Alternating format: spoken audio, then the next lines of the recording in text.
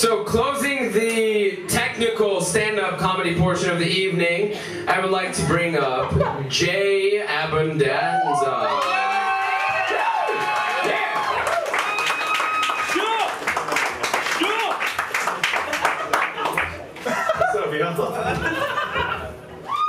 Jesus Christ. You guys want to sit Indian style, I won't mind. Have you all shifted your way enough? Like, oh, let's try the left one again.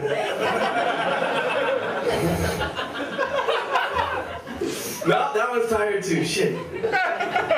Oh, man. So let's talk about this. We're on it. I'm so jealous of the band just because they get to, like, play music. Like, Ryan did it. Ryan took my shit. I was gonna do a gritty reboot of Bill Cosby's Going to the Dentist. Oh. No, that's a joke. I don't actually do that shit because we're comedians, so we don't typically do covers. That's the point. Limp Bizkit does a George Michael song and we're like, fuck yeah. You guys, I couldn't do like, oh motherfucker, this is Going to the Dentist with motherfuckers in it. You guys are gonna love it. Can't do it. Also, like, musicians, like, if y'all ever get writer's block, you just la-la a chorus. I can't think of any words. La-la that shit, motherfucker. That's gonna be hot. People think it's just too much. There's no words for what is going on in my mind. I can't do that as a comic. I can't be like, yo, my dad, he's crazy. La la, la, la, la, yeah. What's going on in the news today? You know, the Middle East. La la la la. Oh! Brown people. Like even a comedy novice would understand that that joke fell apart in Act 2. That's the drawing board. So, I think I'm gonna kill that Adam Levine. I think it'd be good for America. Woo! Yeah. For those of you who don't know, that's the Moves Like Jagger motherfucker. He brought Moves Like Jagger into the world. Tell me that's not worse than the Holocaust. I understand I painted myself into a bit of a corner with a Holocaust statement. All I'm saying is I would trade all of my tooth gold to have never heard that song. That's a terrible song. He recently paired up with Wiz Khalifa. Wiz Khalifa, black people's answer to Jack Johnson. You guys need something inoffensive and boring? Is anyone here likes Jack Johnson? No. Exactly. It fucking sucks. It's just a bunch of like. It's a bunch of moody girls going, it just makes me, I'm more relaxed when I hear it. You know what else is relaxing? The ocean. And it doesn't put on a trucker's cap and make me listen to it at parties. Oh, Jesus fucking Christ, I'm gonna burn that motherfucker down. I'm just gonna fucking take out Jack Johnson. I'm sorry, I've gone on too far of a tangent. But, I am gonna kill that Betty White. I'm gonna put her out of her misery.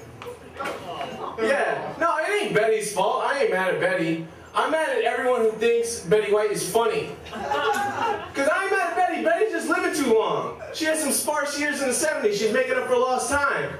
But now that means I gotta go into work every day and hear people go, did you see the Super Bowl last night? She said my eyes are up here. That's not what old people say. That's atypical. That's unconventional at best. Jesus fucking Christ. Can I just get back to Minesweeper? The biggest problem is I have an entire family filled with assholes like that. My entire family are like the people who go to Branson.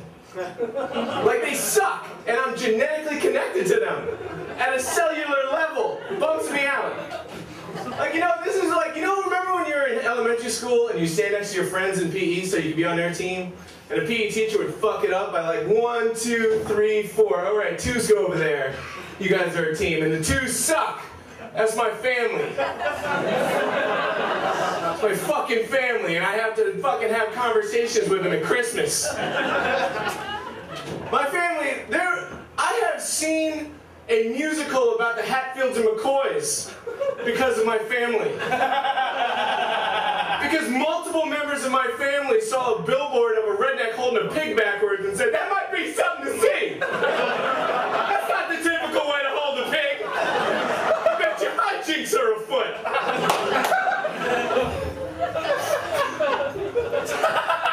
Too bad we can't go tonight. NCISLA's on. Oh, we have TiVo. Good. We can go tonight. She said she's constipating. Anyway, so I'm from Florida originally. Don't get mad at the Yankee hat. We're all from New York. Yeah, no, but I'm from Florida originally. It's weird, like, Wisconsin is so happy. Like, I've been so softened by living in Wisconsin. Like, I can't take any sort of negativity anymore. Like, because now, I don't know if anyone else is, like, not from Wisconsin and, like, has to go home. But it sucks when you have to go home and your hometown is now like a Bruce Springsteen song. Just filled with scary white people.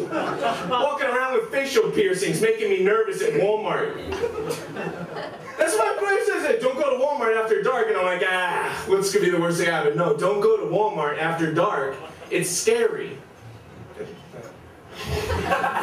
Guess you had to be there with the guy who looked like Fred Durst scaring me while I was eyeing some Fruity Toots. But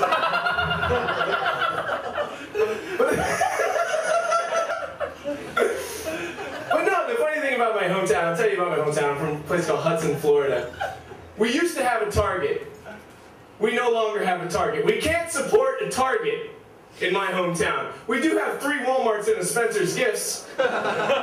Spencer's Gifts, that's still a thing. You know the CEO's got to be surprised looking at the fucking readout every day going, really? We're still open? Because apparently there's a lot of movement in the fantasy panties and blacklight pictures of Lincoln Park. This is awesome. I can't believe we're still in business. I went down to Miami. Miami is terrifying. It's absolutely terrifying. It used to be this utopia filled with models. And now it's just scary people who make me just frightened on a daily basis. I wanted to go to a Heat game because I want to support all the teams that people hate. And so I went to the Heat game and we told the concierge, like, so how do you get to the stadium that's in downtown Miami? They're like, yeah, take a bus. Drops you off right in front of the stadium. Basically, this guy was like the guy in a horror movie that goes, I can get you there. It's getting back, that's your problem. It was fucking terrifying. The bus just drops us off at a bus stop in downtown Miami. And I gotta do my best not to put on this face. Oh, the basketball players play. Like, cause that's the play, that's how you get stabbed. I'm gonna bail on this joke. I'm gonna do something else. I'm gonna do something more fun. I have a niece and nephew down in South Florida. They're wonderful. They're toddlers, and toddlers are fun only for a little bit. Because, like, if anyone who's played with a toddler is, like, you know, you can talk to them for a little bit, but eventually you're going to have to play Potato Head. And Potato Head cannot be played while sitting on the couch. You have to sit on the floor Indian style. And I don't know if anyone sat Indian style as an adult. It hurts. It's like yoga, but instead of like just breathing and waiting for it to be over, you have to come up with dialogue for Mrs. Potato Head. It's not as fun. So I figured, fuck, I'll just irritate them. I'll just come up like, just use what I know about children, do a silly voice. Just come out like, okay, so this little piggy, he went to market, okay?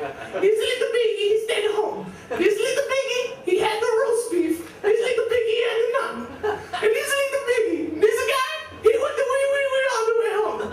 And the first guy said, why no one help me with the groceries? He said, because I'm vegan and you never shop for me. The guy who eats the roast beef, he should be helping you. He goes, yes, you make a good point. He says, yes, I eat the roast beef, but I pay rent.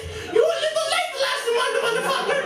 So then the guy, I go, wait, because I can't take the anger in the house anymore. That's the problem. Where y'all going? I'll play Potato Head. I'll get out of here on this. Let's talk about sex for just a minute. I've never come on anyone's face. That's just something about me. Never come. It looks fun. I've seen it a lot. It does look like a good time, but I realize I'm never gonna do it because my girlfriend has a good relationship with her father. And the sad thing is, even if I did it, even if I like worked up the courage to fucking surprise her ass, and it was the pinnacle of existence, it would be followed immediately by the most terrifying moment in my life. Just me naked, running to the bathroom and screaming, "Promise you're not mad! promise you're not mad! I'll open the door! You promise you're not mad!" I feel that all talking during sex should come to a halt. Anytime there's any conversation during sex, there's always something very confusing that I have no answer for. Like this one time this girl was naked and on top of me and said, "I thought I wasn't your type." To which I said, "Huh?"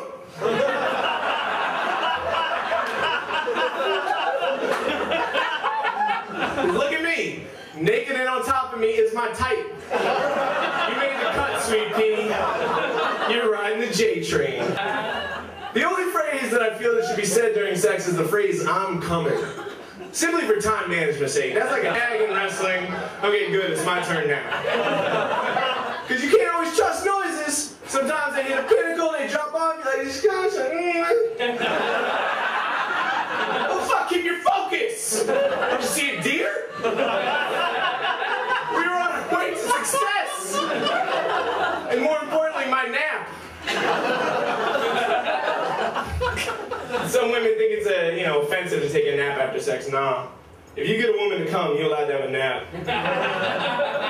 If she doesn't come, you gotta rub her shoulders, talk about your feelings, make up your shortcomings, basically. But if she comes, you should get a nap. If she comes twice, maybe you get a sandwich when you wake up. That's all I'm trying to say, guys. Thank you very much.